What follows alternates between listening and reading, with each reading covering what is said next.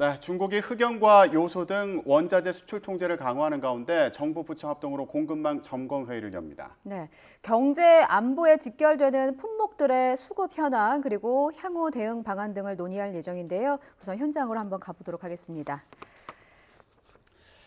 네, 이 시각 정부 서울청사 현장 화면을 보고 계십니다. 네. 잠시 후에 추경호 경제부총리가 주재하는 경제안보 공급망 관계장관 회의를 개최할 예정인데요. 예. 최근 중국에서 요소 수출 잠정 중단으로 국내 요소 수급이 불안정해지는 거 아니냐 이런 우려가 제기된 상황이죠. 그렇습니다. 요소는 물론이고요. 화학비료 원료로 쓰이는 인산 암모늄 그리고 흑연 등의 수출 통제로 인해서 국내 수급에 차질이 생기는 건 아닌지 여러 우려가 나오고 있어서 정부에서 관련한 대책을 마련할 예정입니다. 예. 잇따라서 중국이 자원 수출 통제를 이어가고 있습니다. 그래서 경제 공급망에 대한 불안감이 커지고 있는 상황이고요. 정부가 국가 경제의 안정적인 운영에 필수적인 물자가 있습니다. 200여 개의 물자를 경제 안보 품목으로 지정하고 기업의 관련 투자를 지원할 계획을 좀 논의할 예정인 것 같습니다. 예. 잠시 후에 관계부처 합동으로 경제안보 공급망 관계장관 회의를 열 예정인데요. 공급망 위험 품목의 수급 현황을 점검하고 대응 방안을 논의할 예정입니다. 공급망 기본법이 국회를 통과했고요. 예. 공급망 3법 가운데 2개 법안의 입법이 완료된 상황입니다. 공급망 리스크를 관리하기 위한 시스템을 만들기 위한 지원의 근거를 마련을 했고요. 그리고 예. 기금도 설치하는 내용 등이 포함이 되어 있습니다. 최근에 중국이 요소 수출을 통제하면서 국내 요소 수급이 불안정해지는 거 아니냐. 2년 전에 굉장히 어려움을 겪었잖아요. 그렇습니다. 예, 이런 상황이 재현되는 거 아니냐 이런 우려가 커지고 있는 가운데 정부에서 관련 대책을 마련합니다. 네. 2년 전에 요소 수급이 불안정했을 때 거의 뭐 화물 물류 대란이 일어난다는 그렇죠. 우려가 나올 정도로 화물차가 예. 멈춰서기 일보 직전까지 갔었습니다. 근데 요소수 통제뿐만이 아니라 중국이 뭐 흑연 같은 뭐 반도체 혹은 배터리 소재로 쓰이는 부분들도 수출 통제하고 나섰는데요. 현장 가서 추경호 경제부총리 이야기를 들어보겠습니다. 조금 기다렸다 시작하겠습니다.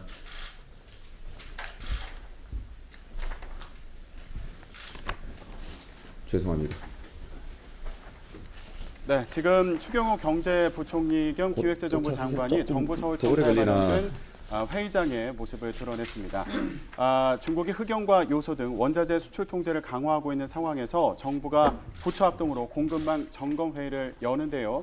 잠시 후에 관련 모두 발언이 있을 예정입니다. 예, 공급망 기본법이 국회를 통과한 상황이고요. 예. 이에 따라서 공급망의 리스크를 관리하는 시스템의 지원 근거가 마련이 됐습니다. 앞으로 핵심 공급망과 관련된 핵심 품목을 지정하고 관리하는 그런 방안을 논의할 예정인데요. 최근에 중국이 요소와 흑연 이런 원자재 수출 통제를 강화하는 상황에서 예. 국내 수급에 악영향을 미칠 수 있어서 여러 우려가 제기되고 있습니다. 예. 정부에서는 아직 수급에는 영향이 미미할 것이다, 영향이 없을 것이다 이런 취지의 입장을 밝힌 상황인데 하지만 시장에서는 여러 가지 불안 요소가 있는 상황이죠. 그렇습니다. 지금 추경호 경제부총리가 관계부처 합동 경제안보 공급망 관계장관 회의를 개최하고 있는데요. 예. 지금 회의가 좀 지연이 되는 것 같습니다. 그렇습니다. 앞서서 국민의힘 류성걸 의원이 발의한 경제안보를 위한 공급망 안정화 지원 기본법이 국회 본회의를 통과하면서 예. 범정보 공급망 관리 체계 구축이 가능하게 된 상황인데요. 이에 따라서 주요 공급망과 관련한 그런 품목들을 관리하는 시스템을 마련하는 근거가 준비가 되어 있습니다. 이와 관련해서 앞으로 그럼 지금부터 경제안보 공급망 어떤 대책이 나올지 관계장관 회의를 시작하겠습니다. 가보시죠. 최근 요소, 인산이암모늄, 흑연 등 우리 경제의 핵심 산업과 민생에 직결된 품목들의 공급망 리스크가 중국의 수출 통제로 인해 확대되고 있습니다. 요소의 경우 중국의 통관 불허 직후 주유소 판매 물량이 평소보다 증가했으나 지난주 후반 이후 증가세가 둔화되고 있고 판매 가격도 큰 폭의 변화 없이 대체로 안정적인 상황을 보이고 있습니다. 또한 지난주 국내 업체가 베트남으로부터 5천 톤의 요소 수입 계약을 체결함에 따라 국내 공급 여력이 지난달 대비 41분이 증가하여 현재 수요 대비 총 4.3개월분의 물량이 확보된 상황입니다. 정부는 앞으로도 요소 수입 국내 시장 안정을 위해 해외로부터의 반입 물량을 지속적으로 늘려나가고자 합니다. 외교부와 각 부처의 대중 소통 채널을 가동하여 중국 세관에서 검역이 완료된 물량의 수출이 조속히 재개되도록 협의하는 한편 제3국 대체 수입에 따른 기업 부담을 완화하기 위해 당초 금년 말 종료 예정인 요소에 대한 할당 관세를 내년까지 연장하는 동시에 내년 4월까지 국내에 반입되는 물량에 대한 해상 운송비 일부를 한시적으로 재정 지원하겠습니다. 아울러 조달청이 보유한 요소 비축 물량의 긴급 방출을 이달 중 시행하고 공공 비축 규모 확대와 중소기업 공동 구매를 추진하며 요소의 국내 생산시설 구축 방안도 검토할 계획입니다. 또한 요소의 국내 수급 상황을 일별로 면밀히 모니터링하면서 불안 심리에 따른 가수요나 사재기 등 유통시장 혼란이 발생하지 않도록 필요시 매점 매석 고시나 긴급 수급 조정 조치 등 시장 안정화 조치의 시행을 검토할 계획입니다. 한편 농업용 비료의 원료인 인산 이아모늄의 경우 현재 완제품 1만 톤, 원자재 3만 톤 등 총 4만 톤의 재고를 확보하여 내년 5월까지 안정적으로 국내 공급이 가능한 상황이나 정부는 수급 안정화를 위해 모로코, 베트남 등 제3국에서의 공동 구매를 지원하고 수급 불안이 있는 경우 현재 국내 기업이 생산 수출하는 물량의 내수 전환도 적극 검토하겠습니다. 또한 2차 전지의 핵심 재료인 흑연의 경우도 현재 업체별로 3 내지 5개월치 재고를 확보하여 원활하게 수급되고 있으나 정부는 시장 상황을 면밀히 점검하면서 국내 흑연 생산 기반 구축과 제3국 대체 수입을 지원해 나가겠습니다. 반도체 디스플레이에 사용되는 갈륨, 게르마늄의 경우 중국 정부의 수출 허가가 진행 중에 있으나 정부는 수급 상황을 살펴보면서 필요시 비축 물량 확대, R&D, 대체 수입처 발굴 등을 지원하겠습니다. 공급망 기본법이 지난주 국회 본회의를 통과함에 따라 앞으로 공급망 리스크에 관한 범정부 대응 체제가 크게 강화될 것으로 기대됩니다. 정부는 이 법 시행일인 내년 6월까지 하위 규정 마련, 조기 경보 시스템 보강, 기금 설치 등을 마무리하여 공급망 안정화 정책의 수립과 집행에 만전을 기하겠습니다. 끝으로 현재 정부가 추진하고 있는 공급망 3법 중 공급망 기본법 제정과 소부장 특별법 개정은 완료되었으나 자원안보 특별법 제정안이 국회 법사위에 계류되어 있기 때문에 조속히 통과될 수 있도록 국회에 적극적인 협조를 당부드립니다. 예, 이상으로 모두 발언을 마치고 비공개 회의 진행하겠습니다. 감사합니다. 네, 경제 안보 공급망 점검 회의 현장 화면 함께 보셨습니다. 최근 중국의 요소 수출 제한과 관련해서 정부의 대책 마련에 나섰는데요. 요소수 수급 안정을 위해서 해외 반입을 늘리겠다 이렇게 얘기했습니다. 네. 민간 업체가 베트남에서 요소 5천 톤을 수입하기로 계약을 체결했다고 소개했고요. 그러면서 앞으로 수급 사항을 모니터링해서 사재기가 없게 관리하겠다고 강조했습니다. 네, 특히 이제 농업비료의 원료가 되는 인산 암모늄과 관련해서도 4만 톤의 재고를 확보한 상태다라는 발언이 있었고요. 그 다른 수출국으로 좀 공급망 다변화를 꾀하고 있다라는 내용도 있었습니다. 배터리 그리고 2차 전지 핵심 원료들도 중국이 수출 통제에 나선 가운데 업체별로 재고를 확보하는 등 여러 가지 좀 노력을 기울이고 있다라는 발표 내용이 있었습니다. 자세한 내용은 이어지는 뉴스에서 또 자세하게 정리해드리겠습니다. 네, 이어서 날씨 알아보겠습니다. 월요일인 오늘 추위는 없지만 전국 곳곳에 겨울비가 내리고 있습니다. 비는 오늘 종일 이어집니다. 강원 산간 지역에는 비 대신 많은 눈이 내리겠습니다. 기상캐스터 연결합니다. 고은재 캐스터. 네, 상암동 야외 스튜디오에 나와 있습니다. 지금 비가 오는군요. 네, 그렇습니다. 보시는 것처럼 현재 서울을 비롯한 전국 곳곳에 비가 오고 있는데요. 이 겨울비치고는 강하고 많은 비가 내려서 주의가 필요하겠습니다. 특히 동해안 지역을 중심으로 많은 비가 집중되겠고 기온이 낮은 강원 산간에는 내일까지 최대 30cm의 대설이 예보됐습니다. 이 비나 눈이 내린 곳에서는 도로가 무척 미끄러우니까요. 오늘 출근길에는 평소보다 감속 운전해 주셔야겠습니다. 현재 레이더 화면부터 살펴보겠습니다. 일부 내륙을 제외한 전국 곳곳에 비나 눈이 오고 있는 모습 볼 수 있는데요.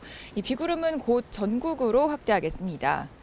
영동과 제주 산간에는 호우주의보가 내려진 가운데 내일까지 이 지역 많은 곳에 120mm 이상의 비가 내리겠습니다. 경북 동해안에도 많게는 100mm 이상, 서울을 비롯한 그 밖의 내륙에도 최대 40에서 60mm의 비가 오겠습니다. 한편 대설주의보가 내려진 강원 산간에는 내일까지 최고 30cm가 넘는 큰 눈이 예보됐습니다. 안전사고 없도록 시설물 관리 철저히 해주셔야겠습니다. 이 비구름이 이불 역할을 하면서 오늘 출근길 큰 추위는 없는데요. 오늘 낮 기온도 예년 수준을 크게 웃돌겠지만 아침 기온과 큰 차이 없겠습니다. 오늘 서울 한낮 기온 10도, 광주와 부산 16도 예상됩니다. 이번 비는 내일 오전이면 대부분 그치겠지만 영동과 남해안은 오후까지, 제주도에서는 저녁까지 이어지는 곳이 있겠습니다. 목요일과 금요일에는 전국에 또 한 차례 비나 눈이 올 전망입니다. 많은 비가 예보된 가운데 오늘 전국적으로 바람까지 무척 강하게 불겠습니다. 순간 풍속 초속 15에서 20m의 강풍이 예상되니까요. 시설물 피해 없도록 또 안전사고 없도록 각별한 주의가 필요하겠습니다. 지금까지 서울 상암동에서 YTN 고은재입니다. 네, 비바람이 부는 등 이렇게 날씨가 안 좋아지면서 서해에서 인천과 섬을 잇는 여객선의 운항에 차질이 생겼습니다. 한국해양교통안전공단은 오늘 인천과 백령도 등 9개 항로로 가는 여객선 11척의 운항이 통제됐다고 밝혔습니다. 강화도 하리와 서검을 잇는 한 개 항로는 운항 여부가 아직 결정되지 않았고요. 선수 주문, 삼목, 장봉 등 3개 항로는 정상 운행되고 있습니다. 윤석열 대통령이 오늘부터 네덜란드를 국빈 방문해 양국의 반도체 협력 강화 방안을 모색합니다. 반도체 핵심 기업인 ASML의 클린룸도 외국 정상에게는 처음으로 공개되는데요. 윤 대통령은 이번 방문이 양국의 반도체 동맹 관계에 중요한 전환점이 될 거라고 밝혔습니다. 강희경 기자가 보도합니다. 윤석열 대통령이 오늘부터 3박 5일 일정으로 네덜란드 국빈 방문에 나섭니다. 네덜란드는 대표적 반도체 강국이자 유럽에서 독일에 이은 우리의 제2교역국으로 우리 정상이 국빈 방문하는 건 1961년 수교 이후 처음입니다. 윤 대통령은 이번 방문에서 무엇보다 반도체 협력을 강화하는 데 주력할 예정입니다. 윤 대통령은 네덜란드와의 반도체 동맹 구축을 위해 반도체 대화체 신설, MOU 체결, 공동사업 발굴 협의 등을 진행할 예정입니다. 가장 관심을 끄는 일정은 ASML 본사 방문입니다. ASML은 반도체 관련 세계적인 핵심 기업으로 이 회사와의 협력 정도가 반도체 시장에서 순위를 결정한다는 말이 나올 정도입니다. 첨단 반도체 생산을 위해서는 정밀도가 높은 극자외선 장비 사용이 필수적이지만 현재 전 세계에서 극자외선 노광 장비를 생산 공급하는 기업은 ASML이 유일합니다. 특히 외국 정상에겐 처음으로 ASML 클린룸이 공개됩니다. 최신 노광 장비 생산 현장을 시찰할 예정인데 이재용 삼성전자 회장, 최태원 SK그룹 회장 등 우리 기업인은 물론 네덜란드 국왕도 동행한다는 점에서 주목됩니다. 윤 대통령은 ASML 방문이 양국의 반도체 동맹 관계에서 중요한 전환점이 될 거라고 기대감을 나타냈습니다. 이 밖에도 윤 대통령은 양국 기업인 200여 명이 참석하는 한 네덜란드 비즈니스 포럼과 네덜란드 총리와의 정상회담, 이준열사 기념관 방문 등의 일정을 소화합니다. 윤 대통령은 신흥기술을 둘러싼 패권 경쟁 심화로 반도체 산업의 전략적 중요성이 그 어느 때보다 크다고 강조했습니다. 그런 만큼 정부와 기업, 대학을 아우르는 반도체 동맹이 어떤 수준에서 맺어지느냐가 이번 방문의 핵심 성과가 될 것으로 보입니다. YTN 강희경입니다.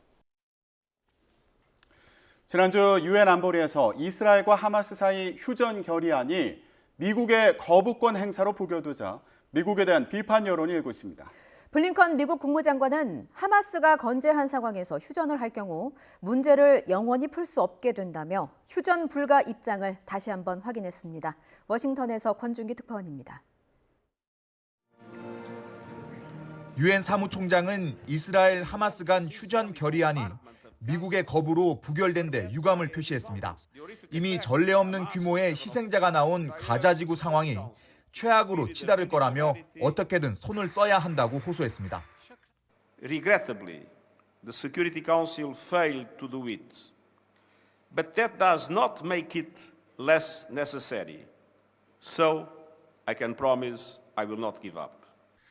안보리 상임이사국인 중국과 러시아는 가자지구 민간인에게 미국이 사형 선고를 내렸다고 비난했고 프랑스마저 안보리가 역할을 다하지 못해 상황이 악화될 거라고 아쉬움을 나타냈습니다.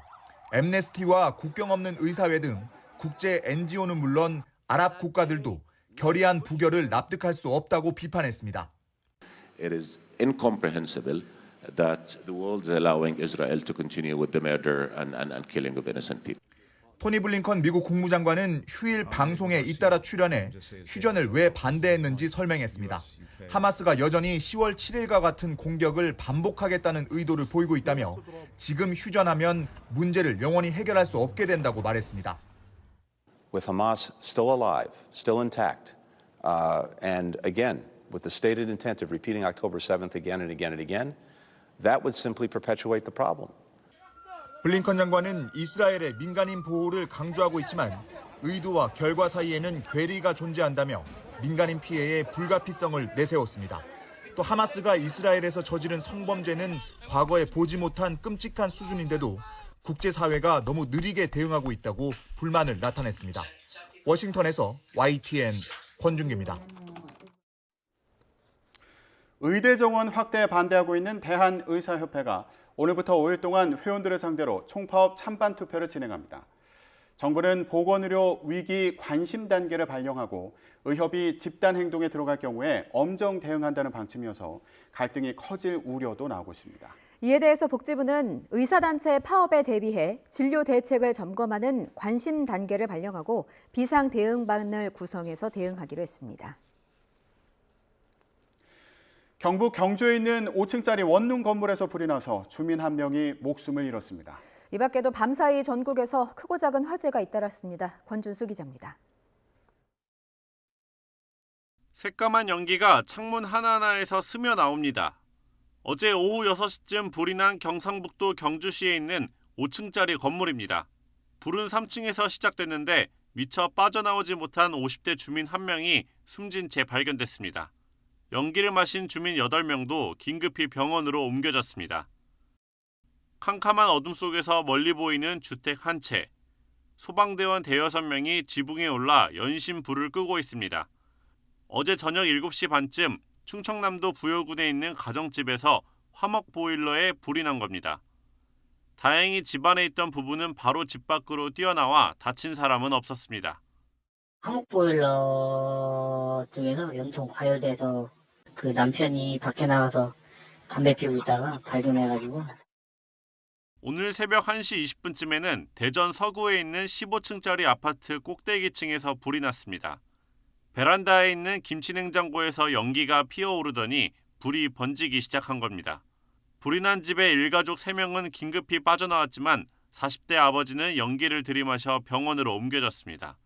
불이 났다는 소리에 아파트 주민 60여 명도 긴급히 대피했는데 소방당국은 자세한 화재 원인을 조사 중입니다. YTN 권준수입니다. 야심차게 출범했던 인유한 혁신위원회가 빈손으로 조기 해산하면서 국민의힘 내에서는 반발이 이어지고 있습니다.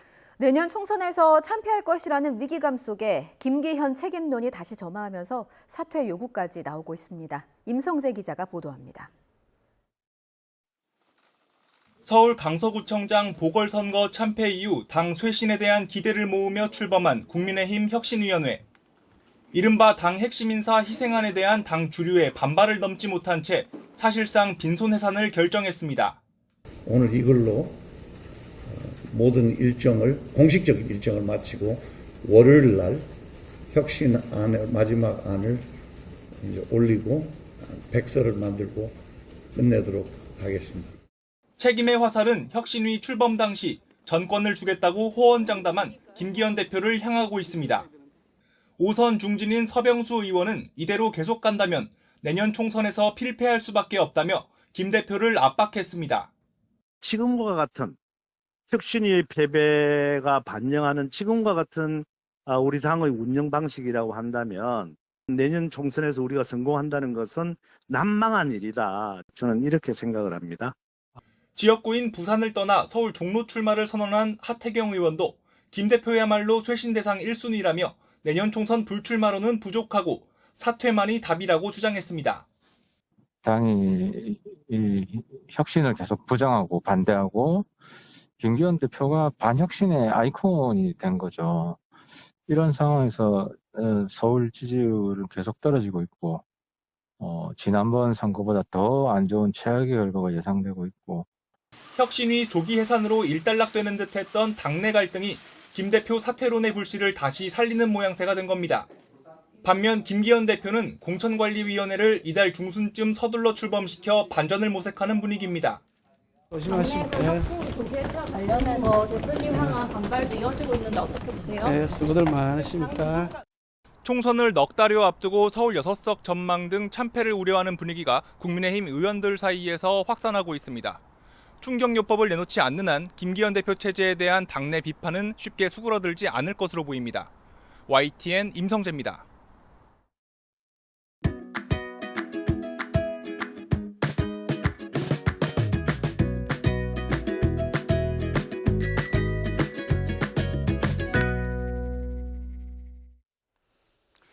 앞서 일부에서는 김건희 여사 특검법 처리에 맞춰서 국민의힘 공천관리위원회 구성도 늦춰질 거라는 보도가 나왔습니다.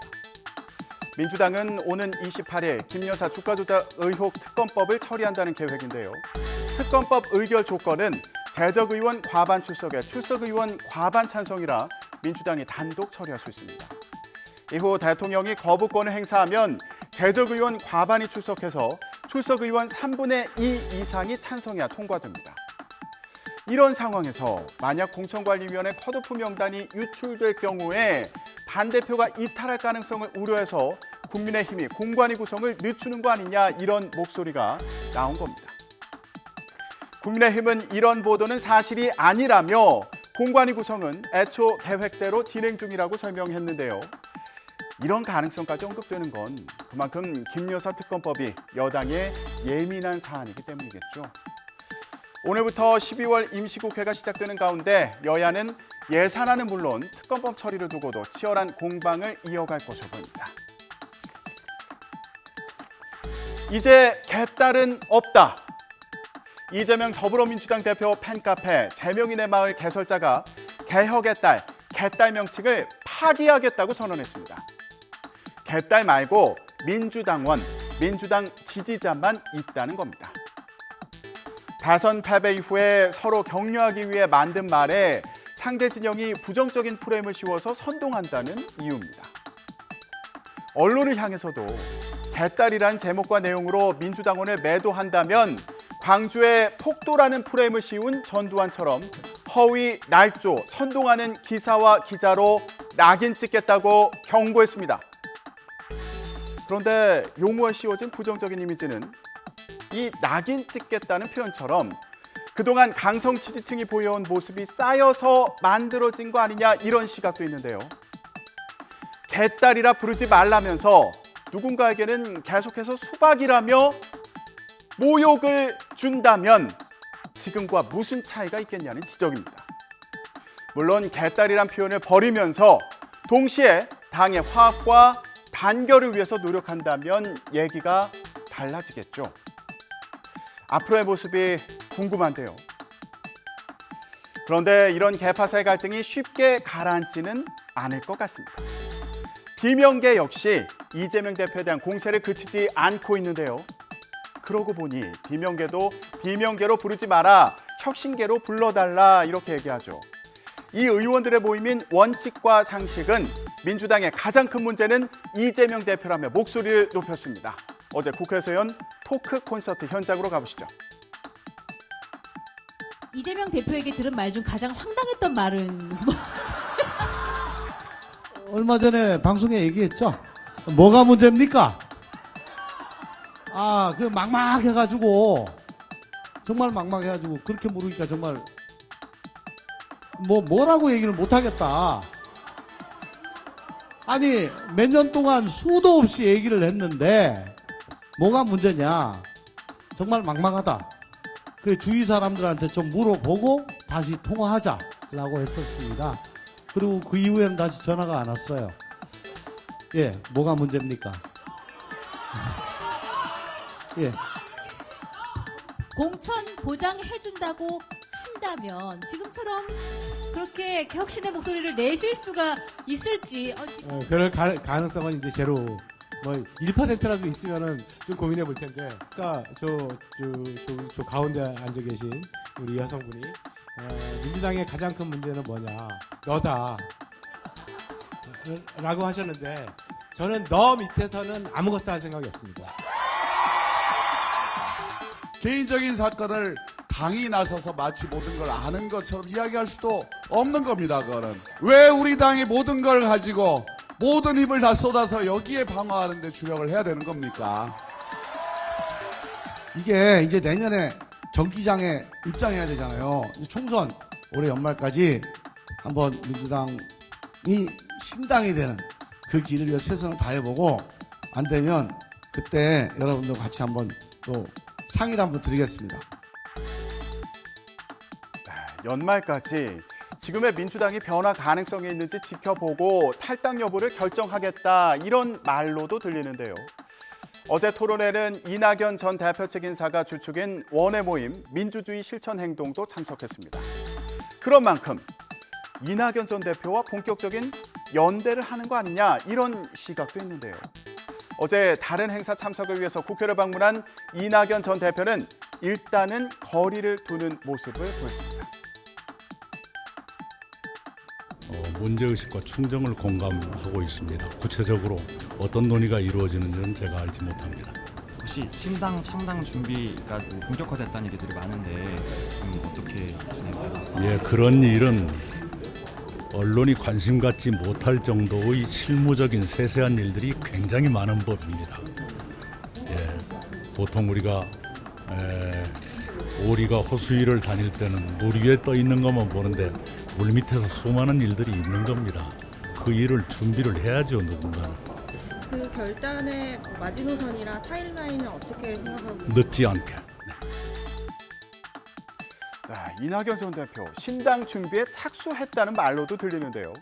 그러면서 자신과 대화를 해보고 싶다고 말했던 이준석 전 국민의힘 대표와 만날 수 있다는 뜻도 내비쳤습니다.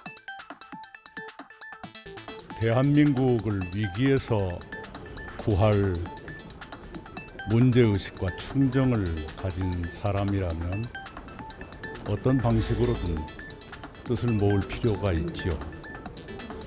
단지 일에는 순서가 있는 거니까요. 금방 만나겠다든가 그런 뜻은 아니고요. 네, 문자 그대로 때가 되면 만날 거다 그 얘기입니다. 이에 대해서 이준석 전 대표는 만날 준비는 돼 있다며 생각을 듣는 건 언제든 할 수 있다는 반응을 보였는데요. 신당 창당 후에 함께 할 수 있는지에 대해서는 이낙연 전 대표처럼 대통령 빼고 모든 직위를 경험하신 분에게 어떤 울타리를 쳐놓고 들어올지 묻는 건 예의가 아니라며 같이 그리는 울타리가 돼야 된다 이렇게 얘기했습니다. 혹시 제3지대 연대가 확대될 가능성도 있을까요? 잠시 후에 분석해 보겠습니다. 지금까지 전국 브리핑이었습니다.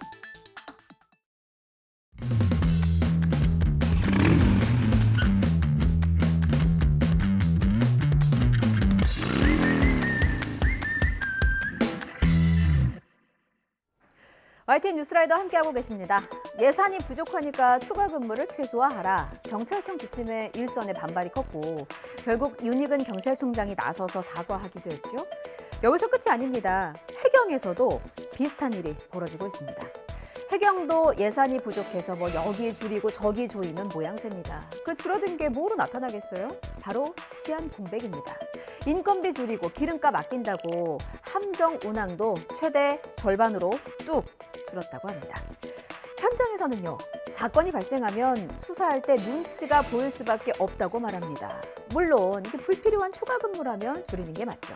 하지만 누군가 죽고 다쳐도 눈치 보면서 수사하는 상황이 옳은 방향인 것 맞습니까? 우중훈 기자의 단독 보도입니다.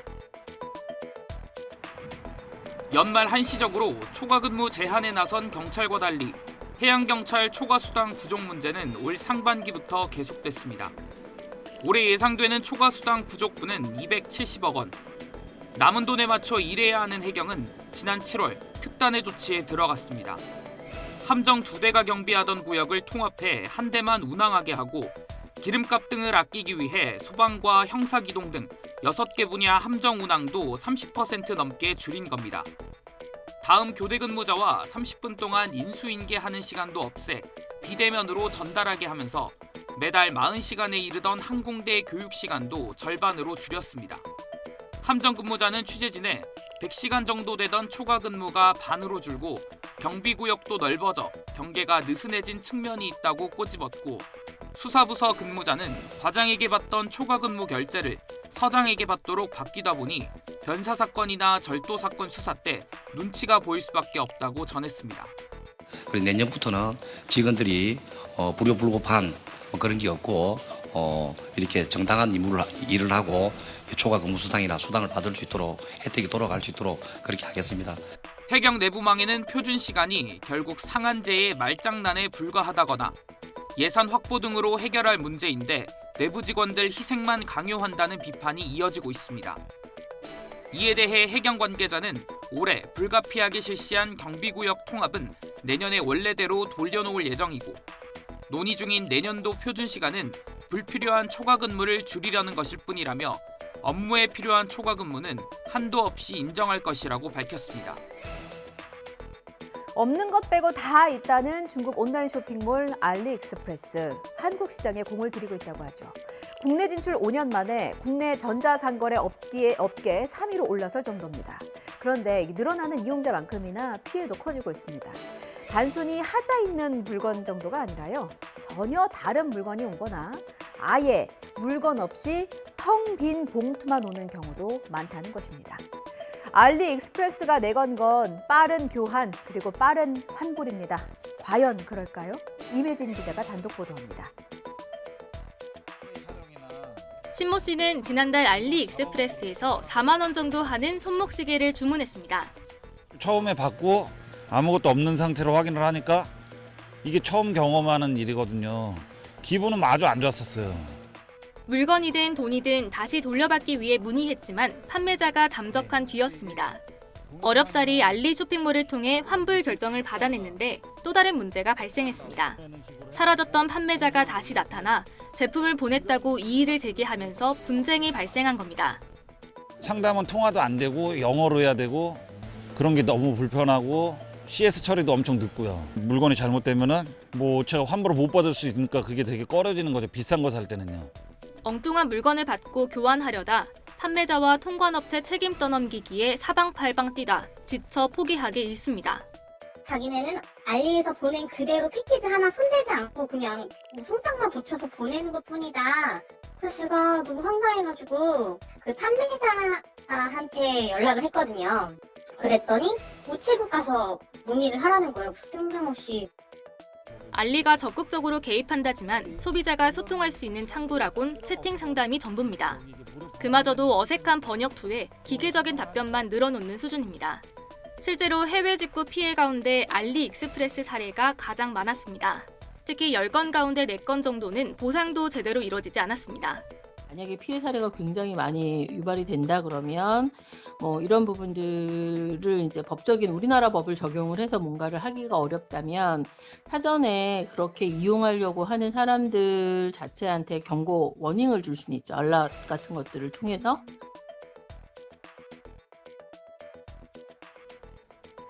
경북 봉화에 있는 석포제련소에서 근로자 한 명이 사망했습니다. 협력업체 직원이었는데 비소 중독으로 추정되는 증상을 보이다가 끝내 목숨을 잃은 겁니다.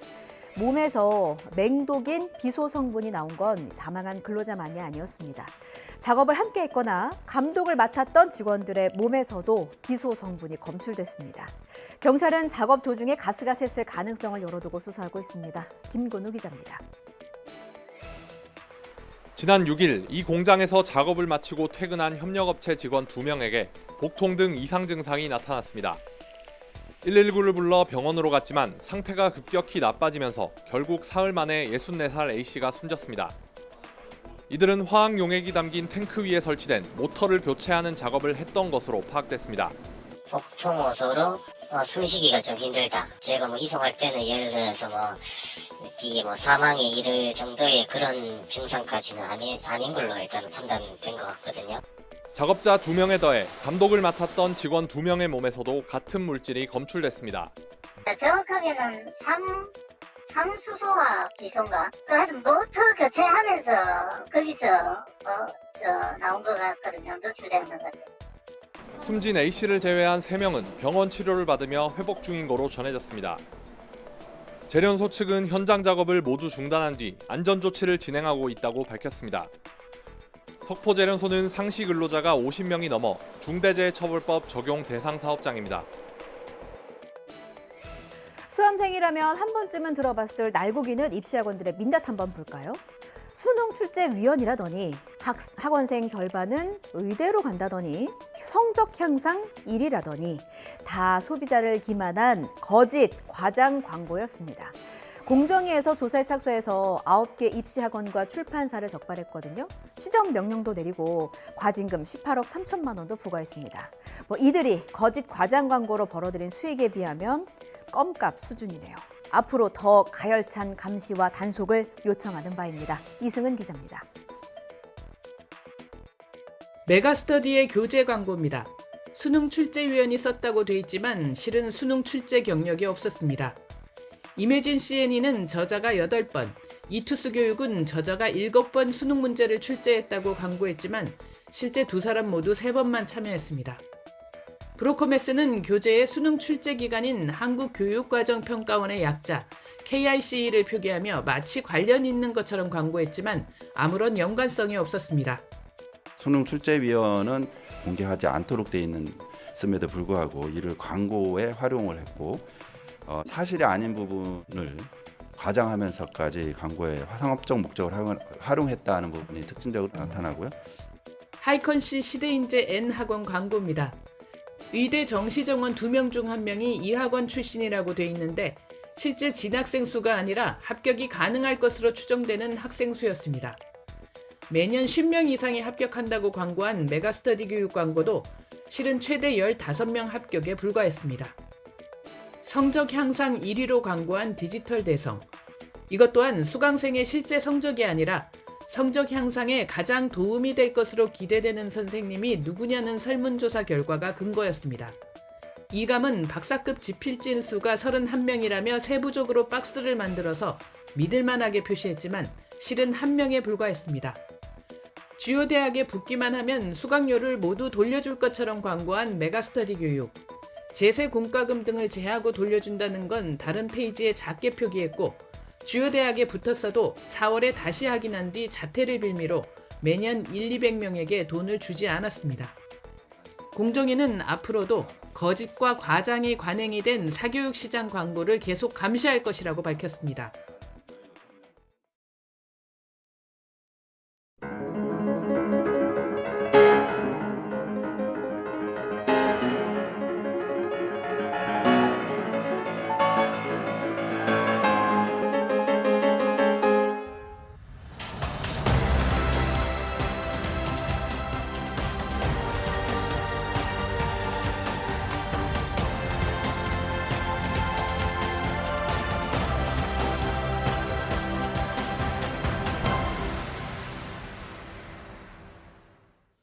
네, 계속해서 자세한 내용 짚어보겠습니다. 국립재활원 재활보조기술연구과 송원경 과장님 모셨습니다. 과장님 어서 오십시오. 안녕하세요.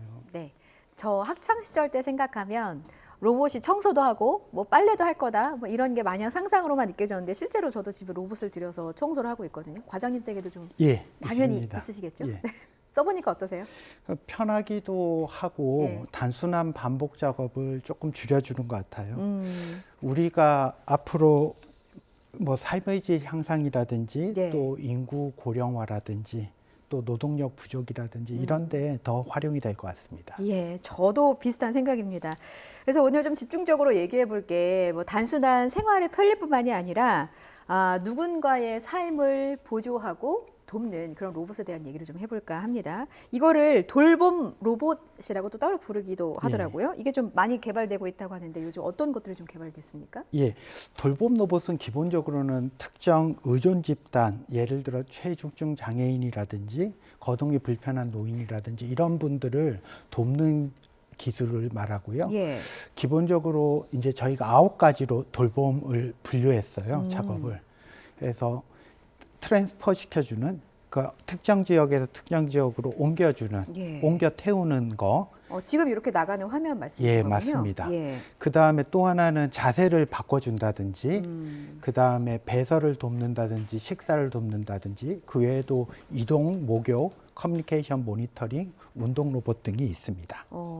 이런 로봇들의 수요가 좀 어느 정도로 있는 상황인 겁니까?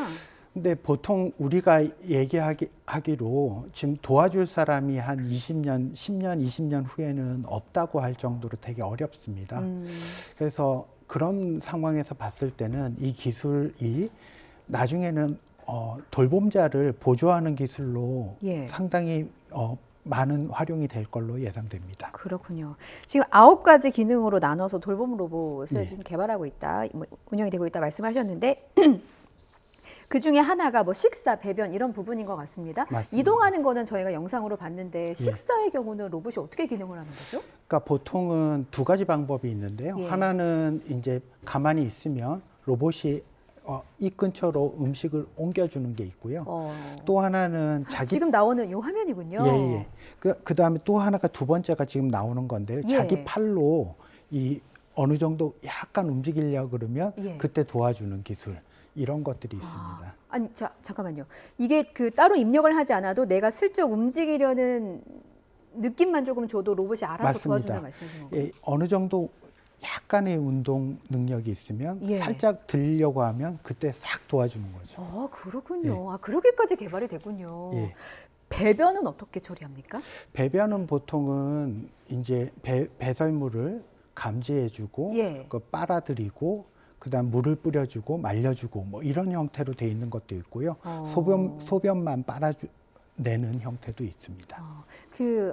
뭔가 이제 그 이물질을 배설물을 흡입하고 말리는 기능까지. 보통 우리가 그 화장실에서 쓰는 욕실에서 쓰는 비데의 기능이 좀 더 향상된 거라고 보면 되는 건가요? 예, 그런 방식이죠. 근데 피부가 약간 이렇게 벌겋게 되신 분들, 예. 이런 분들은 야간에 이제 착용하면 굉장히 이제 피부의 문제들 이런 것들도 해결할 수 있죠. 그렇죠, 그렇죠. 자세 바꿔주는 로봇도 있다고 했는데 자세 바꾸는 거는 욕창 예방 이런 걸까요? 예.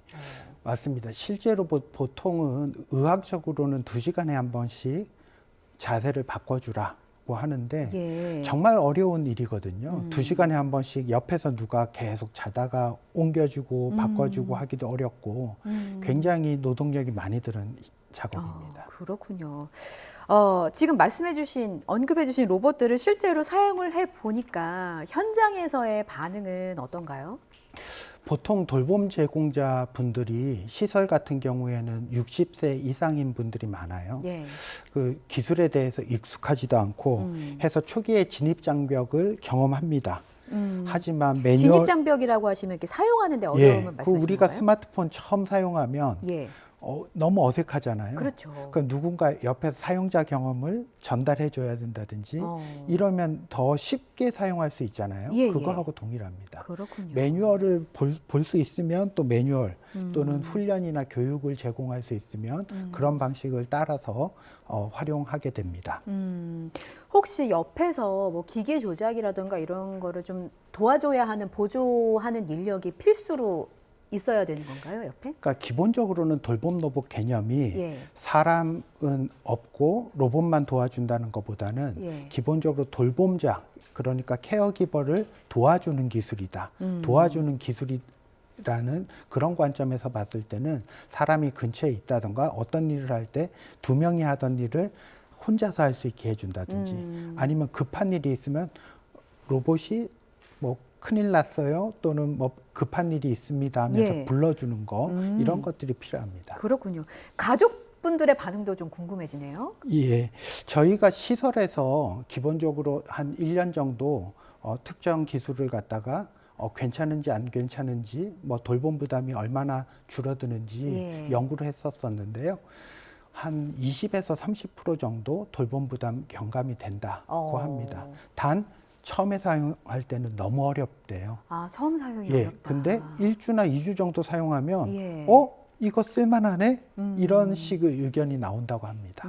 그러면 그 1, 2주 동안에 가족분들 그리고 환자분들에게 좀 구동 방법을 교육을 한다면 훨씬 더 수월하게 좀 이용할 수 있겠네요. 맞습니다. 예. 교육과 훈련이 된 다음에 본인이 또 체득하는 예. 그런 과정을 거쳐서 사용 그 유용성들이 올라가게 됩니다. 그렇군요. 과장님께서 말씀해 주실 때 뭐 여러 가지 유형을 나눴고 이런 부분들이 환자들을 돌보는데 정말 필요하지만 사람만큼 정교하지는 않잖아요. 예. 사실 이렇게 욕창의 경우도 특정 부에 생기는 게 아니라 어느 부에도 다 생길 수 있는 예. 거고 여러 가지 좀 돌봄 상황이 필요할 수 있는데 이런 부분들은 좀 어떻게 보완이 돼야 될까요? 그러니까 결국은 로봇은 사람이 사용하는 예. 도구입니다. 예. 그래서 아주 정교한 작업은 사람이 직접 하고 또 필요한 단순한 반복적인 작업은 로봇이 하는 그런 형태를 띠고 있습니다. 하지만 아마 한 20년, 30년 후에는 로봇이나 사람 한 명이나 이렇게 비슷한 역할을 할 거라고 그 예측하는 분도 있긴 합니다. 그렇군요. 예. 가는 과정 중에 있는 상황인 거니까요. 그렇죠. 앞서 영상에서 보면은 그 돌봄뿐만이 아니라 어르신들이 좀 많이 느끼는 고독함, 예. 외로움을 또 보완을 해주는 로봇들도 있다고 들었거든요. 예, 예. 그러니까 뭐 말벗이 되어주는 겁니까? 예. 보통은 대화를 해준다든지 일정 상호작용을 도와주면서 예. 뭔가 감성적인 것들도 지원을 하고 또 외로움도 해소할 수 있게 해주는 기술이 있습니다. 특히 약 복용 같은 것들 깜빡깜빡 하잖아요. 내가 아침에 약 먹었는지 예. 뭐 이럴 때는 약 드세요 이제 안내를 해준다 그러면 깜빡 까먹는 것들 이런 것들을 줄어들게 할 수 있죠. 보통 이제 자식들은 부모님들 외로우실까봐 반려견, 반려묘 이런 좀 반려동물들을 많이 이렇게 좀 함께 지내시라고 권고하긴 하는데 반려 로봇 같은 것도 있다면서요? 예, 맞습니다. 뭔가 인형 형태로 돼 있다든지 로봇 같이 귀여운 인형 같은 형태, 뭐 껴안는 인형, 뭐 이런 형태로 돼 있는 것들이 있고요. 이런 기술들이 결국에는 우리 그 외로움이라든지 아니면 고립감 뭐 이런 것들을 해소하는데 일부 도움이 될 수는 있습니다. 그렇군요. 또 하나의 한 축이 돌봄 외에 바로 재활입니다. 장애가 있는 분들에게 사용이 되는데 지금 재활 로봇 하면 보통 팔이나 혹은 다리, 신체 기능을 일부 상실한 분들을 좀 도와주는 기능이라고 생각하고 있는데 어느 정도로 좀 개발이 됐습니까? 예, 저희 그 재활 로봇 쪽은 이 생긴 지가 분야가 결국 한 20년 정도밖에 안 되고요. 특히 스위스라든지 미국 쪽에서 시작을 했고 우리나라에도 10년 전부터 연구 개발이라든지 활용이 더 증가하고 있습니다. 기본적으로는 뇌졸중, 혈관이 막히거나 아니면 터진 분들, 아니면 척수 손상, 목뼈가 부러진 분들, 뭐 이런 분들이 사회로 복귀하기 위해서는 여러 가지 훈련을 해야 되거든요. 그 훈련을 돕는, 그 훈련에서 사회로 복귀할 수 있는 그런 기술이 되겠습니다. 지금 화면에 과장님 뭐라 할까요? 등 척추부터 골반, 다리까지 연결된 기기를 착용하고 있는데 설명이 좀 필요할 것 같습니다. 예. 저 로봇은 기본적으로는 필요할 때 필요한 힘만큼을 도와주는 다리에 착용하는 외골격 로봇이에요. 저 기술은 국내외적으로도 보기 어려울 정도로 그 지면에서 걷는 로봇 중에서는 최고의 기술력을 가지고 있습니다. 그럼 조종은 어떻게 하나요? 보통은 움직이려고 하는 것들을 다리에 있는 센서가 있어서 약간 움직이려고 그러면 로봇이 더 많은 힘을 가해주는 예. 또 약간 쓰려고 하면 또 로봇이 더 많은 힘을 가해줘서 쓰는 그런 기술을 가지고 있습니다. 필요할 때 필요한 만큼의 힘을 도와주는 거죠. 그 뭐 보통 넛지 뭐 이렇게도 표현들 하시는데 맞습니다. 살짝만 움직여도 맞습니다. 요만큼만 해도 요만큼 움직일 수 있게 해주는 맞습니다. 예, 그런 기능이군요. 근데 실제로는 중요한 게 이 지면에서 서 있으려 그러면 균형이라든지 이런 것들이 필요하기 때문에 예. 훈련을 하긴 해야 됩니다. 그렇군요. 지금 나가는 거는 이것도 뭐 어떤 재활 로봇의 예, 일종입니까? 맞습니다. 저거는 상지의 그 팔의 예. 위치를 갖다가 특정 지점에서 특정 지점으로 계속 왔다 갔다 하는 건데요. 저거를 갖다 뭐 480번, 960번 특정 한 30분에서 1시간 사이에 하게 됩니다. 예. 그러면서 뇌가 점점 움직였던 기능들, 예전의 기억들을 찾아가는 거죠. 그렇군요. 여러 가지 로봇들에 대해서 설명을 해주셨는데 과장님이 이제 실제로 다양한 로봇을 접하면서 와, 이 제품은 정말 획기적이다라고 생각했던 게 혹시 있을까요? 그 입을 수 있는 외골경 로봇들 참 신기하고요. 또 뇌의 신호를 받아가지고 움직일 수 있는 로봇, 뭐 이런 것들도 그 되게 임팩트가 있는 것 같습니다. 뇌 신호를 어떻게 받습니까? 어떻게 연결을 하죠? 보통 예. 뇌 신호를 받는 방법은 예. 아주 작은 신호를 갖다가 전극을 넣어가지고 전극을 붙여가지고 예, 예. 신호를 얻는 방법이 있고요. 또 머릿속에 넣는 방법도 있고 또 머릿속에 넣기는 곤란하니까 예. 빨간색 불빛을 갖다가 조사해가지고 돌아오는 빛의 양을 갖다 측정하기도 합니다. 야, 정말 놀랍습니다. 그런데 가장 중요한 질문을 해야 될 것 같아요. 결국에는 다 돈 아니겠습니까? 예. 이게 비용 문제가 해결이 돼야 두루두루 많은 도움이 필요한 사람들이 쓸 수 있을 것 같은데 예. 이게 비용이 만만치 않을 것 같아요. 맞아요. 예. 대량 생산이라든지 기술의 발전 뭐 이런 것들도 중요하지만 예. 기본적으로는 지원 제도라든지 이런 것들이 중요하고요. 예. 특히 보험의 지원을 받는다든지 이런 것들이 시장의 승패를 좌우하게 됩니다. 또 비싼 비용은 민간 시장에서는 렌탈 또는 리스를 통해서 예. 또 사용할 수도 있고요. 예. 궁극적으로는 우리가 이 시장이 성숙됐느냐 안 됐느냐는 자동차 사고 보험 같이 그런 보험 제도가 만들어지느냐 이런 것들도 중요합니다. 그렇군요. 지금 앞으로 주어진 과제에 대해서 짚어주신 것 같아요. 결국에는 이제 상용화가 돼서 뭐 재활, 뭐 기관에서든 혹은 가정에서든 두루두루 좀 많은 분들이 도움이 필요한 분들이 쓸 수 있으면 좋겠습니다. 혹시 마지막으로 혹시 제가 여쭙지 못한 부분이 있으면 한 말씀 해주시죠. 예. 저희가 여러 가지 기술들이 있습니다. 네. 근데 이 기술을 기본적으로 계속 지속적으로 개선하는 것들이 필요하고요. 두 번째는 얼마나 사용하기 쉬운지 상호작용이 잘 되는 것들 중요하고 또 이해 당사자분들이 연구개발 전 과정에서 참여하는 것들이 중요합니다. 그리고 정책적으로는요. 예. 시범적으로 보급하는 것들. 그래서 우리가 사용 경험을 얻는 거, 또 공산품인지 의료기기인지 이런 분류를 잘하는 거, 이런 것들이 중요합니다. 예. 알겠습니다. 몸이 불편한 분들 그리고 돌봄이 필요한 분들이 일상을 좀 제대로 살아갈 수 있도록 많은 노력이 필요할 것 같습니다.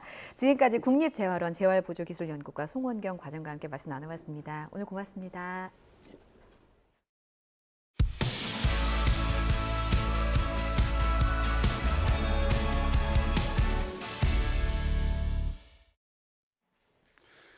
네, YTN 뉴스라이드 함께하고 계십니다. 최근 중국의 통관 제한으로 불안감이 커졌던 요소 공급 안정을 위해서 정부가 대책을 추진하기로 했습니다. 제3국을 통해 물량을 확보하면서 현재는 판매와 가격 동향도 안정적이라고 강조했는데요. 추경호 부총리의 오늘 아침 회의 발언을 직접 들어보시죠. 요소의 경우 중국의 통관 불허 직후 주유소 판매 물량이 평소보다 증가했으나 지난주 후반 이후 증가세가 둔화되고 있고 판매 가격도 큰 폭의 변화 없이 대체로 안정적인 상황을 보이고 있습니다. 당초 금년 말 종료 예정인 요소에 대한 할당 관세를 내년까지 연장하는 동시에 내년 4월까지 국내에 반입되는 물량에 대한 해상 운송비 일부를 한시적으로 재정 지원하겠습니다. 아울러 조달청이 보유한 요소 비축 물량의 긴급 방출을 이달 중 시행하고 공공 비축 규모 확대와 중소기업 공동 구매를 추진하며 요소의 국내 생산 시설 구축 방안도 검토할 계획입니다. 네, 요즘 주머니 사정이 빠듯하다 보니까 혹시나 비상 상황이 생길 때를 대비해서 들어놓은 보험까지 깨는 경우가 늘고 있다고 합니다. 이런 걸 생계형 해약이라고 하는데 역대 최대로 늘었습니다. 이영원 기자가 전해드립니다. 지난해부터 이어진 고금리 고물가로 서민 삶은 갈수록 팍팍해지고 있습니다. 쑥 오른 생활비에 대출 이자까지 더하면 허리가 휠 정도입니다. 주머니가 얇아진 만큼 한 달에 한 번씩 빠져나가는 보험료도 부담입니다. 20에서 30만 원 나가는 것 같아요. 이제 생활비도 많이 나가야 되는데 보험료에도 이제 좀 많이 투자를 하니까 부담되는 면이 많은 것 같긴 해요. 소득 수준이 그만큼 상승하는 게 좀 받쳐주면은 뭐 또 그렇겠는데 지금 이제 물가도 많이 오른 상태고 당연히 부담이 되죠. 어쩔 수 없이 보험을 깨는 생계형 해지가 급증한 이유입니다. 생명보험업계 해약 환급금 규모는 올해 들어 3분기까지 34조 원이 훌쩍 넘습니다. 1년 전보다 10조 원 이상 불어나면서 3분기 기준 사상 최대를 기록했습니다. 특히 보험료를 내지 못해 보험사가 해지를 통보하는 사례도 크게 늘었습니다. 비자발적 해지로 받는 환급금이 1년 새 30% 가까이 급증한 겁니다. 보험 해지가 늘어나는 것은 기본적으로 이제 고금리와 경기 저하 등으로 인해서 생활이 좀 어렵다, 서민들의 생활이 굉장히 어려워지고 있다라는 신호로. 실제로 보험 계약 해지 사유를 보면 경제적 어려움이 가장 많이 꼽혔습니다. 어려운 경기 상황이 내년 상반기까지 계속될 수 있다는 어두운 전망마저 나오면서 보험업계 유동성 관리에도 경고등이 켜졌습니다. YTN 이영훈입니다. 초강력 토네이도가 미국 테네시주를 강타해 적어도 6명이 숨지고 수십 명이 다쳤습니다. 8만 가구 넘게 전기 공급이 끊겼고 일부 지역에는 토네이도 경보가 발령됐습니다. 이종수 기자입니다. 검은 회오리가 섬광을 일으키며 하늘을 덮습니다. 토네이도가 지나가면서 천둥 번개를 동반해 폭발이 일어납니다. Oh my God. 미 중남부 테네시주를 덮친 초강력 토네이도로 주택과 차량이 뒤집히거나 박살나고 나무는 휘었습니다. It just sounded like an explosion went off. You could hear stuff flying everywhere. It was crazy. It's crazy. It is terrifying. 지금까지 수십 명의 사상자가 발생했습니다. 특히 이동식 주택이 날아가 다른 주택을 덮치면서 안타깝게도 이 집에 머물던 엄마와 아기가 숨진 것으로 전해졌습니다. 전신주가 바람에 쓰러지면서 한때 이 지역 8만이 넘는 가구에 전기 공급이 끊겼습니다. We have been working very closely with Nashville Electric Service. They are still trying to restore power to 26,000 Nashvillians. 테네시주는 지난 4월에도 토네이도 피해를 입어 17명이 숨지는 등 토네이도가 거의 해마다 강타하는 곳입니다. 토네이도가 미 동부 방향으로 이동하면서 버지니아, 플로리다, 알라베마주 등지에 토네이도 경보가 내려졌습니다. YTN 이종수입니다. 네, 벌써 12월 중순이 돼가고 있습니다. 이렇게 2023년이 저물고 있는데요. 올 한 해를 돌아보고 내년에 목표를 세우는 시기이기도 하죠. 전국의 대학 교수들이 올해를 대표하는 사자성어를 꼽아서 발표했는데요. 화면 함께 보시죠. 네, 전국 대학 교수 1,315명을 대상으로 설문조사한 결과 올해 사자성어로 결리망의가 선정됐습니다. 이로움을 보자, 의로움을 잇는다 이런 뜻을 담고 있는데요.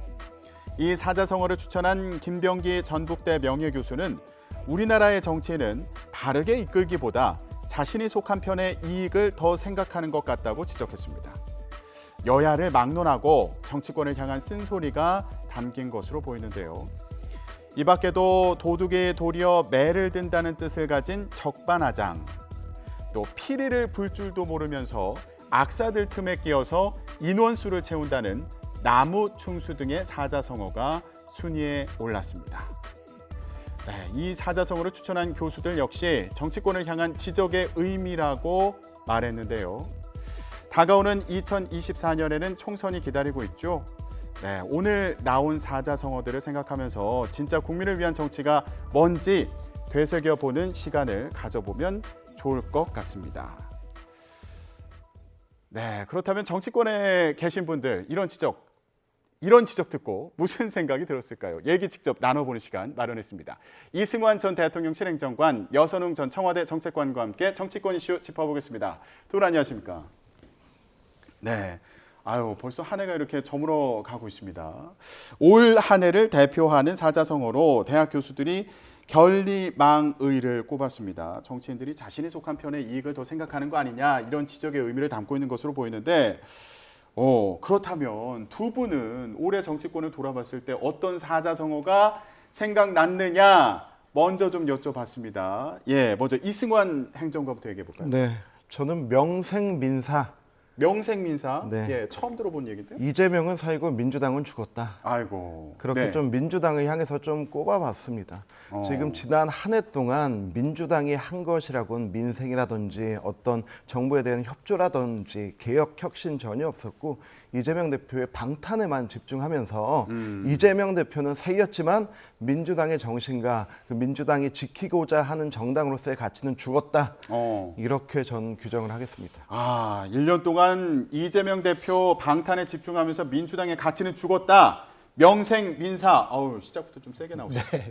저는 뭐 이 대학 교수들이 2위로 선정한 사자성어가 있거든요. 예. 이게 적반하장인데 적반하장. 네, 쉬운 단어입니다. 저는 윤석열 정부가 무슨 뭐 전자정부가 그 블랙아웃 때도 문재인 정부 탓, 뭐 경제가 망가져도 문재인 정부 탓, 네. 그리고 무슨 뭐 외교 무대에서 실언하면은 뭐 기자 탓, 언론 탓 이렇게 남 탓만 하고 있는데 이걸 보고 제가 적반하장이라는 단어가 딱 적합한 사자성어가 아닌가 이렇게 좀 생각이 들었습니다. 예, 시작부터 서로 아주 겨냥을 세게 하셨습니다. 예, 자 오늘부터 12월 임시국회 시작되는데 여야가 또 어떤 모습을 보여줄지 궁금합니다.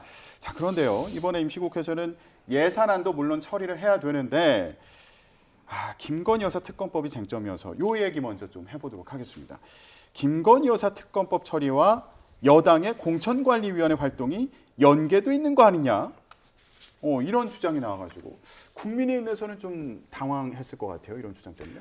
당황이 아니고요. 뭐 여러 가지로 취재해보고 확인해본 결과 전혀 사실무근이다. 사실무근이다. 네, 사실무근이다라고 하는 걸 확인을 했고요. 이걸 또 이준석 대표가 받으면서 좀 더 얘기가 커지기 시작했는데 SNS에서 이런 가능성이 언급되니까 이제 비판을 했죠. 근데 이게 상식적으로만 생각해봐도 이 특검법은 기명투표입니다. 누가 뭐 18명만 넘어가면 된다 뭐 이런 얘기를 하는데 이 18명이 기명으로 이렇게 한다는 것 자체가 말이 안 되는 거고요. 그리고 여태까지 특검법은 단 한 번도 여야 합의 없이 처리가 된 적이 없습니다. 근데 이거를 정쟁용으로 이렇게 처리한다면 이것조차 무리가 될 텐데 이런 좀 가짜 뉴스에 지금 정치권이 어제 반나절 동안 좀 흔들렸다는 게 안타까운 현실인 것 같습니다. 예, 이 배경을 간단히 좀 설명을 해드리자면 일단 특검법이 발의되면 민주당 단독으로 지금 처리를 할 수 있는 상황이죠. 28일에. 네, 맞습니다. 예, 근데 대통령이 이제 거부권을 행사하면, 그러니까 제2요구권을 행사하면 국회로 다시 와서 이거를 다시 이제 표결에 붙일 수 있게 되는데 그때는 의결 조건이 더 강화됩니다. 네. 3분의 2 이상. 그렇죠. 네. 재적의원 과반이 출석해서 출석의원 3분의 2 이상이 찬성해야 의결이 되는 건데 만약에 국민의힘 공천관리위원회가 먼저 이제 구성이 돼서 혹시 컷오프 조건이 뭐 나오거나 그런 명단이 돌기라도 하면은 요거 특검에 찬성하는 거 아니냐 이런 이탈표 생기는 거 아니냐 요거를 좀 우려한다 뭐 이런 해석이었거든요. 그렇죠. 사실은 지금 뭐 말이 안 되는 이야기라고 하셨는데 말이 안 되는 이야기가 점점 이 가능성이 높아지니까 사실은 뭐 여의도에서 관심이 굉장히 높은 거거든요. 오히려 가능성이 높아지니까 네. 관심이 높았던 거 아니냐. 그러니까 컷오프 될 경우에는 사실은 뭐 컷오프 되는 국회의원들 같은 경우에는 윤석열 대통령 지켜줄 필요가 전혀 없잖아요. 그렇기 때문에 이 컷오프 시점 그 시점을 계속 이제 뭐 처음에는 공관위를 12월 중순에 띄운다고 해가지고 그럼 빨라지면은 그 뒤에 있는 이 특검법에 혹시라도 이탈표가 조금이라도 생기지 않을까 이런 우려가 계속 있었는데 지난주에 대통령과 김기현 대표 오찬하면서 그 이후로부터는 이 갑자기 공관위를 이 뭐 더 뒤로 늘린다 뭐 다음 달로 넘어간다 이런 이야기가 나오고 있거든요. 그렇기 때문에 이거 지금 김기현 대표가 이것 가지고 대통령실과 거래한 거 아니냐. 그리고 실제로 이 김기현 대표가 지금 뭐 계속 이렇게 사퇴해라 이런 요구가 있음에도 불구하고 버틸 수 있었던 힘이 이 특검법 때문이 아닌가 이런 이제 해석이 나오고 있는 특검법을 거죠. 꼭 저지하겠다 뭐 이런 약속을 했다 그렇죠. 이렇게 보시는 거예요.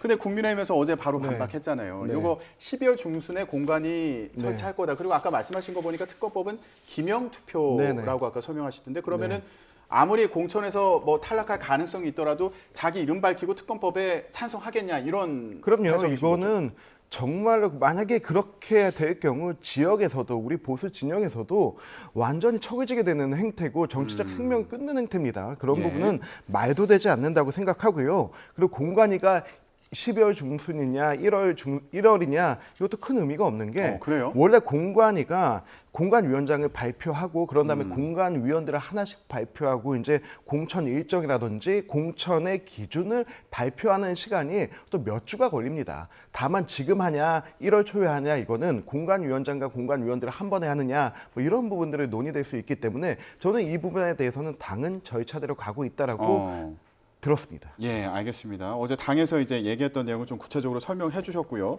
근데 국민의힘 관련해서 이것도 좀 관심 사안이어서 이 얘기도 좀 해보겠습니다. 자체적으로 내년 총선 판세를 좀 분석을 해봤더니 서울 49개 지역구 가운데 6곳에서만 우세할 거란 관측이 나왔다. 요거 당에서 분석을 했더니 이런 결과 나온 건 사실인 거죠? 예, 그런 보고가 있었던 것은 사실인 것 같고요. 근데 그런 보고 이전에 지금 수도권의 민심 자체가 이런 기류입니다. 이런 기류이고요. 아, 그렇게 보세요? 현장에서 볼 때 그런 것 같다? 지난번 강서 선거 이후에 국민이 우리 당에 요구한 것은 혁신해라. 근데 그 혁신은 대통령만 빼고 다 바꾸는 혁신이다. 전 그런 부분인데 그런데 그 이후에 우리가 혁신위도 도입했고 뭐 여러 정책 아젠다도 냈지만은 그게 국민의 마음을 지금 흡족하지 못하거든요. 그러니까 나오는 얘기가 양남당, 영남하고 강남만 사는 양남당. 영남, 강남에서 양남이다. 예, 양남당. 그리고 수포당. 그리고 또 무슨 얘기까지 나오냐면 나만 살면 된당. 이런 얘기까지 나오고 있습니다. 예. 그래서 두 번째가 뭐라고요? 그 수포당, 수도권 포기당.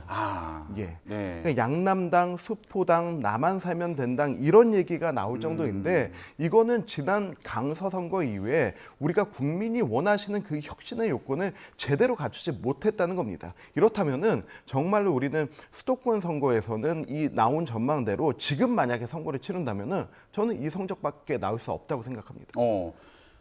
국민의힘에서 그럼 뭘 할 수 있다고 생각하세요? 저는 뭐 오늘 발언들이 굉장히 세신데요. 지금 계속 이야기한 것처럼 강남과 영남에서만 당선된다 이래가지고 약간 자주 섞인 말로 뭐 양남 자민련 이렇게 이야기가 나오고 있거든요. 그래서 저는 수도권 출마자들 같은 경우는 굉장히 이제 불안해하고 있는데 사실 그렇게 막 뚜렷한 뭐 해법이 보이지 않는 게 지금 정부에서 혜택을 받은 장관, 수석들이 이 뭐 서울이나 이런 어려운 데 나가겠다는 게 아니라 강남 나가겠다, 분당 나가겠다 이런 이야기만 나오고 있거든요. 그렇게 될 경우에는 뭐 지금 이 성적표가 어쨌든 뭐 계속 이제 내년까지 뭐 굳어질 수 있다. 이렇게 조금 염려되는 부분이 이제 안에서 이제 나오고 있는 것 같습니다. 지금 세게 내부 반성이 필요하다고 지적을 해주셨는데 그러면 이렇게 현장을 둘러보면서 보실 때 어떤 해법이 좀 필요하다고 생각하셨어요?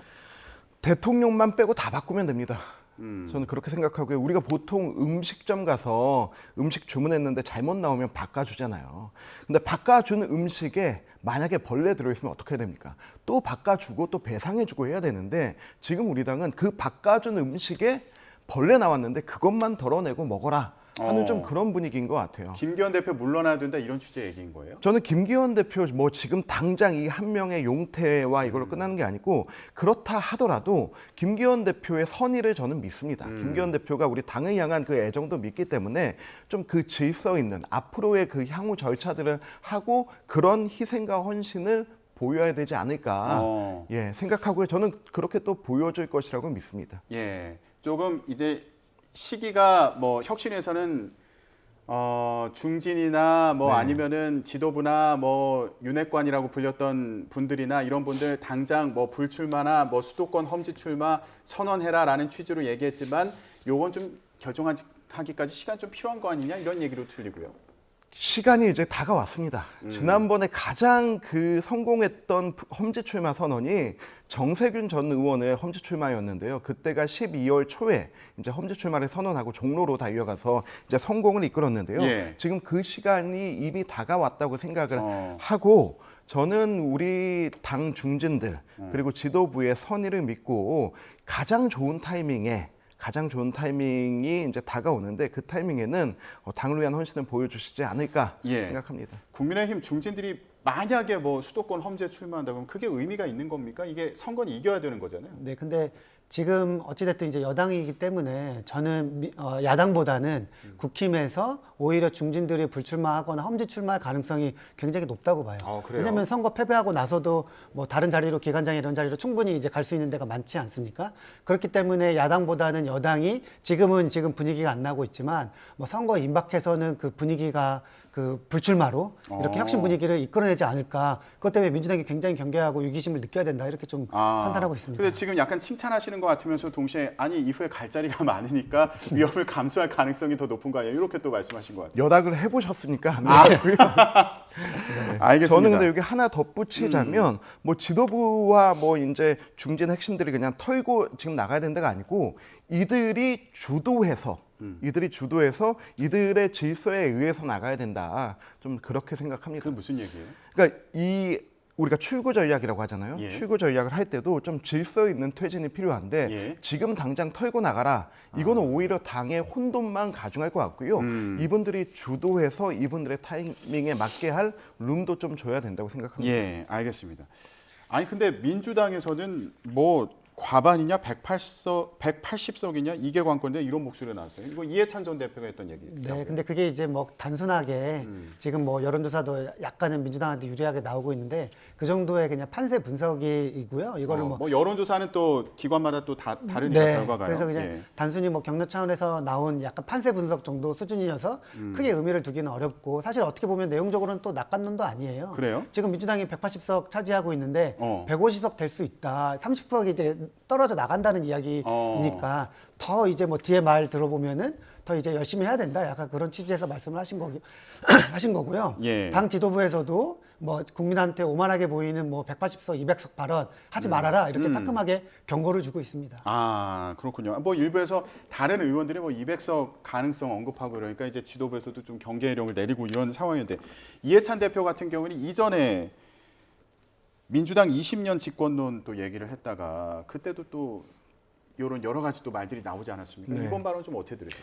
20년 집권론이란 단어는 이해찬 전 대표가 하기 전에 박근혜 정부 시절에 우리 당에서 먼저 나왔던 얘기입니다. 그래요? 그때 조원진 원내수석 부대표가 우리 이대로 가면 민주당 하는 거 보니까 20년 집권하겠다. 그 말하고 우리 망했습니다. 그리고 이해찬 대표 이 말하고 정권 뺏겼습니다. 저는 국민들이 가장 싫어하시는 모습이 막말과 오만이라고 생각하거든요. 오만. 지난번에 그래서 20대 총선 당시 김종인 비대위원장이 막말의 상징인 정청래 그리고 오만의 상징인 이해찬 이 두 명을 컷오프 시키면서 승리했다고 보는데 근데 민주당은 이 2종 세트에 지금 하나가 더 늘었습니다. 이재명 대표의 위선이라는 3종 세트가 돼 있는데 근데 저는 민주당이 만약에 이 막말과 오만과 위선을 털어낼 수 있다면 저는 민주당이 20년은 아니어도 다음번 집권을 할 수 있을 정도로 정신 차리지 않을까 생각하는데 아마 그렇게는 못할 것 같습니다. 지금의 민주당을 내부에서 비판하는 목소리도 나오고 있죠. 이낙연 전 민주당 대표 신당 창당 가능성을 언급하면서 계속해서 이재명 대표 체제를 비판을 하고 있는데 그런데 이런 가능성에도 지금 관심 모아주고 있습니다. 혹시 또 신당을 창당할 가능성을 높여가고 있는 이준석 전 국민의힘 대표와 만나나? 예, 이런 궁금증이 생기고 있는데 자, 이와 관련해서 지난번에 YTN에 출연해서 이렇게 얘기했습니다. 들어보고 오겠습니다. 적어도 지금은 그런 생각이 없습니다. 뭐 사람인데 언젠가 만날지도 모르지요. 그러나 지금 그런 의도를 가지고 만날 단계는 아니다. 의도라는 거는 아까 무슨 뭐 다 아시지 않습니까? 우리 국민들이 상상하시는 그 어떤 것.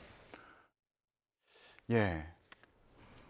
지금은 그런 의도를 갖고 만날 때는 아니다. 그런 의도가 뭐냐고 이렇게 다시 제가 여쭤봤더니 그 의도는 우리 국민들이 상상하시는 그 어떤 것. 그 어떤 것. 예, 뭐라고 생각하세요? 아니 뭐 지금 저 인터뷰 이후에 이낙연 대표의 발언들이 수위가 굉장히 높아지고 구체적으로 되고 있거든요. 얼마 전에는 이준석 대표 되게 훌륭한 사람이다 이렇게 또 칭찬하셨어요. 예. 그래서 지금 이제 뭐 정치권에서는 해석이 곧 이준석 대표와 만나서 손잡는 것 아니냐. 뭐 낙석 연대, 이낙연, 이준석 뭐 이런 말까지 계속 나오고 있거든요. 저는 이낙연 대표의 이준석 따라하기가 시작됐다. 이낙연 전 대표가 이준석 전 대표를 따라하는 거다? 네, 이준석 전 대표가 계속 이제 방송에 나와가지고 하루에 1%씩 올라가고 있다 이런 이야기 하셨잖아요. 그러면서 이제 신당에 이제 관심을 끌었는데 지금 이낙연 대표도 똑같이 계속 나와가지고 계속 발언 수위를 올리면서 창당 분위기를 계속 고조시키고 있거든요. 저는 뭐 이낙연 대표가 민주당에서 국무총리 하시고 당대표까지 하신 분인데 이렇게 아예 이제 명분 없이 제3지대 이야기하면서 이준석 대표와 뭔가 결합할 수도 있다 이런 이야기를 꺼낸다는 것 자체가 크게 명분이 없다. 굉장히 비판하고 싶습니다. 예, 저는 저때 저게 그러니까 공유하는 가치가 중요한데 정치공학적인 만남은 할 수 없다라는 취재 이제 얘기로 이해를 했었거든요. 그런데 어제 나온 얘기를 보면 대한민국을 위기에서 구할 문제의식과 충정을 가진 사람이라면 어떤 방식으로든지 뜻을 모을 필요가 있다. 이준석 전 대표와 때가 되면 만날 것이다. 그런데 일에는 순서가 있다. 이 전 대표를 금방 만나겠다는 그런 뜻은 아니다. 그러니까 뭔가 좀 더 준비를 하고 만나겠다 이런 얘기로도 해석이 되고요. 어떻게 들으셨어요? 아니 뜸들이기 좀 그만했으면 좋겠어요. 지금 이준석 대표나 이낙연 전 대표나 둘 다 지금 선거제 확립되는 거 보고 눈치 게임 하는 거 아닙니까? 제발 눈치 게임 그만하고 이준석 대표 그럼 나 대구 간다. 그럼 대구에서 누구랑 붙을지 이낙연 대표 나 그 호남 갈게. 그래서 호남에서 제일 센 누구랑 붙을지 하고 좀 신당을 할 거면은 좀 그 기세와 기계가 있어야 되는데 그거 없이 눈치 게임만 하고 있으니까 그게 안타깝고 저는 이준석 대표가 이낙연 전 대표 때가 되면 만나겠다라고 했는데 아니 그럴 거면 좀 인요한 위원장 먼저 만나지 그때는 만날 이유가 없다 그래놓고 이제는 상대 진영에 있던 수장을 만나겠다 하는 것 이거 좀 정치 공학적으로도 맞지 않는 것 같습니다. 예, 지금 선거제가 어떻게 되느냐에 따라서 좀 고민하는 거 아니냐 이런 해석을 좀 해주셨는데 그러니까 국민의힘과 민주당이 연동형 비례대표제에서 병립형으로 과거 방식으로 이제 돌아가려는 움직임을 보이니까 그렇게 되면은 비례대표 정당을 만들 수가 없으니까 지역구도 이제 내보내야 되고 그래서 연대가 필요한 거 아니냐 이런 시각도 좀 있더라고요. 맞습니다. 어쨌든 병립형으로 다시 이제 돌아가게 된다면은 뭐 군소정당 후보가 이제 당선되기가 굉장히 어렵기 때문에 뭐 지금 이제 계속 이제 뭐 지금 이제 다 떨어져 나가려고 하는 사람들 공천되는 탈락자들 다 모아가지고 이준석 이낙연 대표 뭔가 이 탈락 연대 만들려고 하는 건 아닌가 이런 생각이 들더라고요. 탈락 연대를 만들려고 하는 거 아니냐 이런 말씀까지 해주셨는데 물론 정답은 속마음은 두 분만 알 겁니다. 그럼 마지막으로 낙준연대 가능성에 대해서 어떻게 보세요? 이낙연 전 대표와 이준석 전 대표가 연대할 가능성. 이낙연 대표가 신당에 창당한다라고 했을 때 따라올 의원들이 많이 있습니다. 하지만 이준석 대표는 한 명도 없습니다. 그러면 이준석 대표는 지금 본인이 정치의 스포트라이트에 서야 되는데 그걸 받지 못할 경우 과연 이게 유지될 수 있을까? 저는 좀 그런 연대가 생각이 유지될 듭니다. 수 있을까? 본인 스포트라이트를 받지 못하면 연대가 유지 안 될 수도 있다고 보시는 네, 거예요? 그렇습니다. 그러니까 급한 쪽은 이준석 전 대표다 이렇게 보시는 거예요? 연대가 필요한 쪽은? 네. 알겠습니다. 자, 오늘은 어떤 얘기가 나올지 또 지켜보도록 하겠습니다. 지금까지 이승환 전 대통령 실행정관, 여선웅 전 청와대 정책관과 함께했습니다. 두 분 고맙습니다. 서울을 비롯한 전국 곳곳에 비가 내리고 있습니다. 다만 겨울비보다는 여름비에 가깝게 강하고 많은 비가 예상되는데요. 특히 지형적 영향이 겹치는 동해안에는 최대 120mm 이상의 큰 비가 집중되겠고 기온이 낮은 강원 산간에는 많게는 30cm 이상의 대설이 예보됐습니다. 안전사고 없도록 각별히 주의가 필요하겠고요. 또 도로가 무척 미끄러운 만큼 교통 안전에도 유의해 주시기 바랍니다. 현재 레이더 화면부터 살펴보겠습니다. 일부 내륙을 제외한 전국 대부분 지역에 비나 눈이 오고 있는데요. 비는 종일 이어지다가 내일 아침부터 점차 잦아들겠습니다. 다만 영동과 남해안은 내일 오후까지, 제주도는 저녁까지 계속되는 곳이 있겠습니다. 영동과 제주 산간에는 호우주의보가 내려진 가운데 내일까지 이 지역 많은 곳에 120mm 이상의 비가 내리겠고요. 경북 동해안에도 많게는 100mm 이상, 서울을 비롯한 그 밖의 내륙에도 최대 40에서 60mm의 비가 오겠습니다. 대설주의보가 내려진 강원 산간에는 이미 10cm에 달하는 눈이 내린 가운데 내일까지 최대 30cm 이상의 많은 눈이 쌓이겠습니다.